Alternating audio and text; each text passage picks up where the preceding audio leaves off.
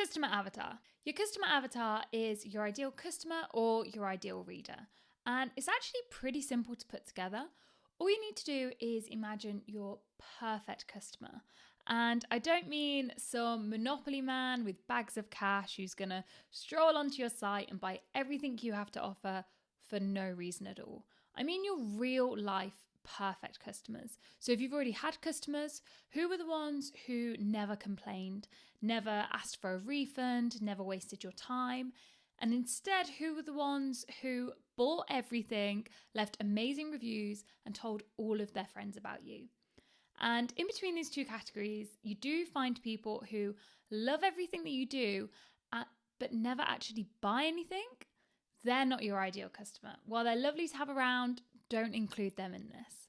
And if you haven't had any customers, try to come up with real life scenarios and real life people that you've met who would be a good match. So say, for example, if you were writing a knitting book and a tutorial for beginners and you were trying to decide what age to target it at, then you could put together a customer avatar and say, well, I'm going to target it towards old people because old people like knitting.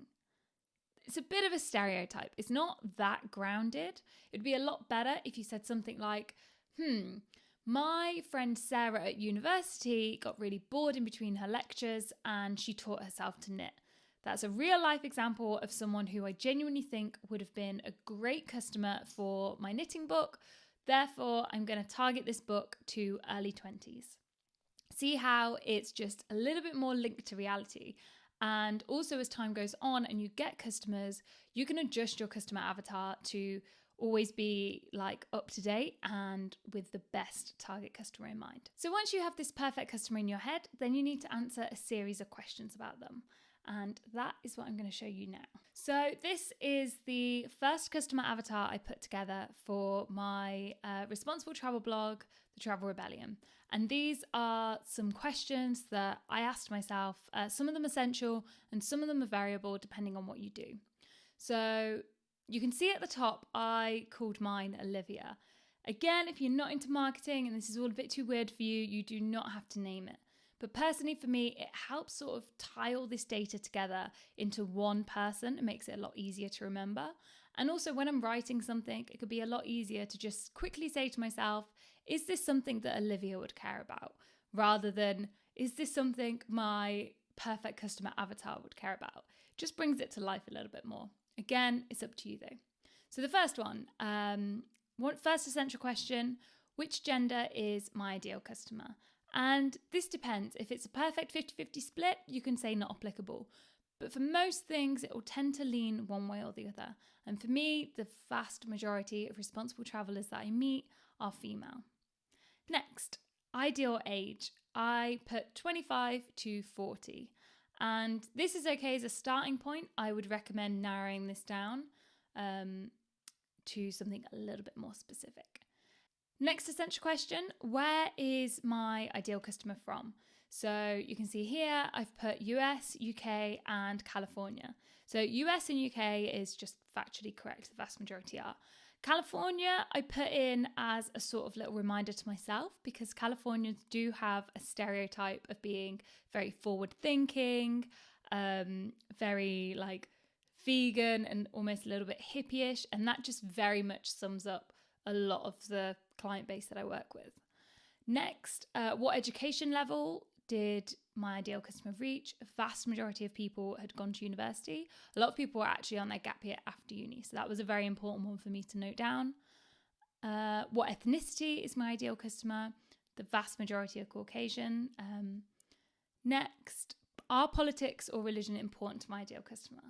This one is important. You need to sit down and you need to really think about this because when you're injecting your personal beliefs into your writing, it can be really powerful. Like if you have a audience based who is majority left-wing and you're writing very left-wing things, it's a very like unifying thing and you're all in it together. That's great as long as the vast majority of your ideal customers are left-wing. If they're not, then you've immediately pissed off half of your client base for no reason at all. If it's not relevant to your work, don't do it. So, for example, this is a bit of a silly one. I really hate cats. I'm a dog person. I don't see the point in cats. Don't know why people like them. I am never going to publicly write that on the Travel Rebellion because half of my client base are going to love cats, probably more. And that's not an amazing unifying thing that we're all in it together.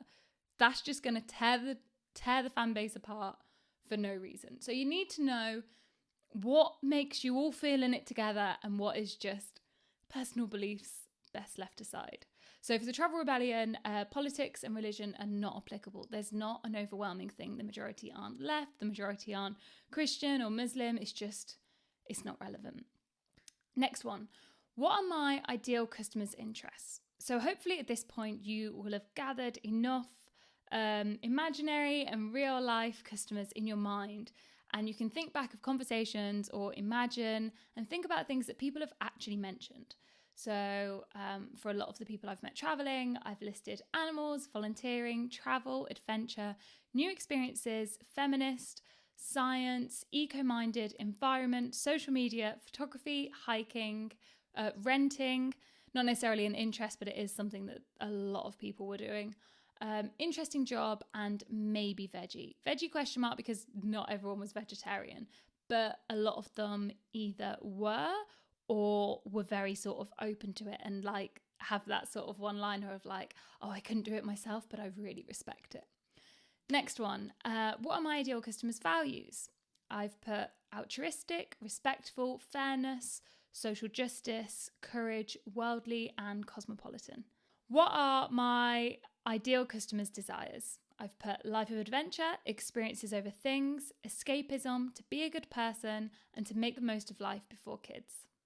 Next, what are my ideal customer struggles?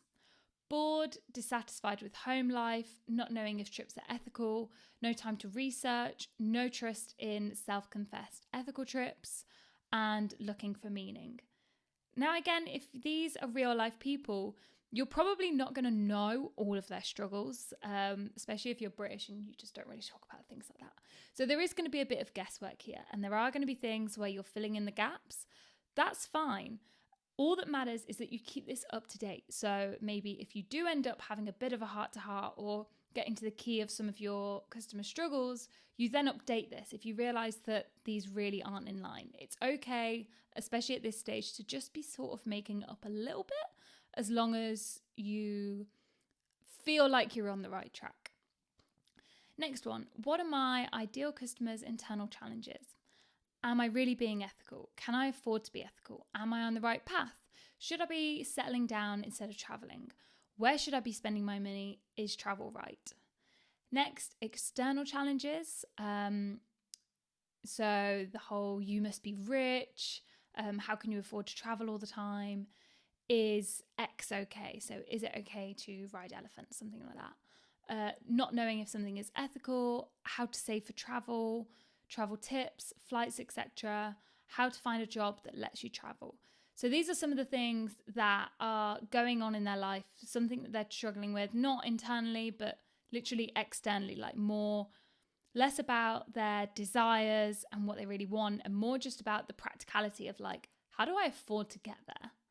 Next, where? So where would I find them? On social media, planning trips.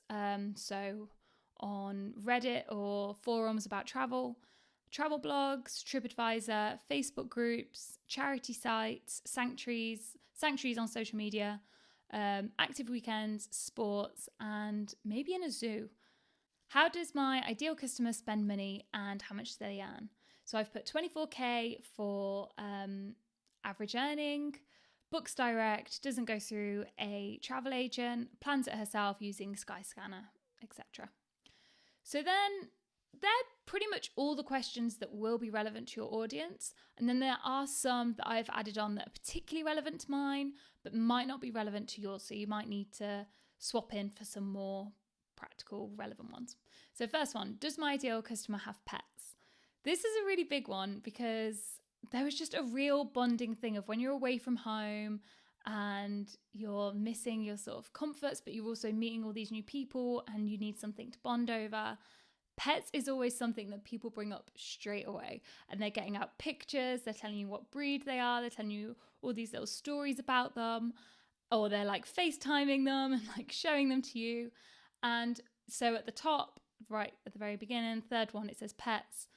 And that really helps me every time I'm writing something. So recently I was writing about a dog sanctuary in Costa Rica. I bring up Olivia, as I do just before writing everything. I have a quick glance, I see the word pets, and it immediately brings back all of those stories. And it also brings back the memories of all of those pet owners who were telling the stories. So immediately those people are in my mind, and it's a lot easier to write directly to them. Next one, does my ideal customer have children? No, I haven't met anyone on travels who has a child, so childlessness is very relevant. Is my ideal customer married? I haven't listed this because it wasn't totally relevant. People were sort of a mix, but that could be something very relevant to your audience. Is my ideal customer LGBTQIA+ or LGBT+? And no, not particularly relevant, but again, could be relevant to your audience. So when coming up with the variable questions, it's just good to have a little sit down, have a brainstorm, and think about some of the key things that define your audience. As you put this together, don't be scared of cutting out potential customers. So when I first put this together, I felt really uncomfortable about listing Olivia as Caucasian. I knew I had to put an ethnicity, and it was true that most of the people I'd met had been white, but that's not something I'm proud of, and it's not something that I wanted to particularly continue. If anything, I wanted to make it more inclusive, and I didn't want to be closing the door on anyone. Here's the thing though. Just because my ideal customer is Caucasian, that doesn't mean I'm literally starting posts with, hey fellow white people. I can still make other ethnicities feel included. And I can still write about travel privilege and amazing bloggers of colour to follow and loads of other things. The only difference here is that I'm imagining a Caucasian person at the other end reading it. And just because I'm speaking directly to that group doesn't automatically mean that everybody else feels excluded, shunned, or offended. To be honest, the majority won't even notice. After all, the old saying is true. Appeal to everybody and you'll appeal to no one. So just to quickly cover everything, the aim here is to attract the right people, not a lot of people. The right people are people who are actually going to buy from you or are going to interact, or whatever target it is you have in mind. These are the people who are actually interested and want to do that. And the way that you find them is you put together an avatar, you answer a series of questions about them, you add on some variable questions that are relevant to that audience, and you put together your very own customer avatar. Maybe or maybe not naming it.